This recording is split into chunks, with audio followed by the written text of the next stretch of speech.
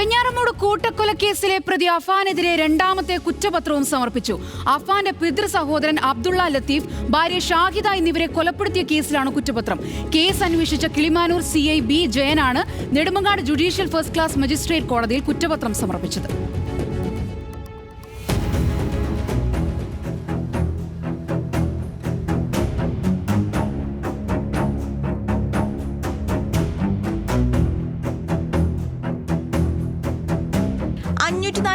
പേജുകളിലായാണ് കുറ്റപത്രം തയ്യാറാക്കിയത്.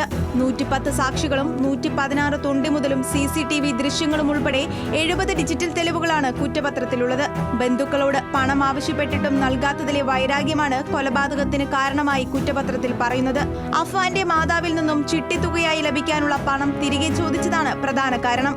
വീട് വിറ്റ് സാമ്പത്തിക ബാധ്യതകൾ തീർത്ത് വിദേശത്തുള്ള പിതാവിനെ നാട്ടിലെത്തിക്കണമെന്ന് ആവശ്യപ്പെട്ടിരുന്നതായും മൊഴിയുണ്ട്.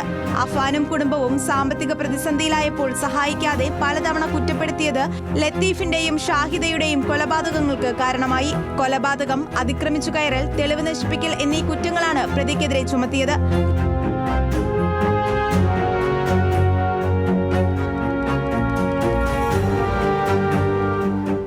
മുമ്പ് മുത്തശ്ശി സൽമ ബീബിയെ കൊലപ്പെടുത്തിയ കേസിലെ കുറ്റപത്രം പാങ്ങോട് പോലീസ് കോടതിയിൽ സമർപ്പിച്ചിരുന്നു. സ്വർണം ചോദിച്ചിട്ട് നൽകാതിരുന്നതും അമ്മയെ കളിയാക്കിയതും കൊലയ്ക്ക് കാരണമായെന്നാണ് കുറ്റപത്രത്തിലെ കണ്ടെത്തൽ.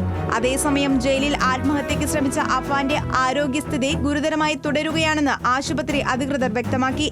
സംഭവത്തിൽ ജയിൽ ജീവനക്കാർക്ക് വീഴ്ചയില്ലെന്ന് ചൂണ്ടിക്കാട്ടി പൂജപ്പുര ജയിൽ സൂപ്രണ്ട് ജയിൽ വകുപ്പ് മേധാവിക്ക് റിപ്പോർട്ട് നൽകിയിരുന്നു.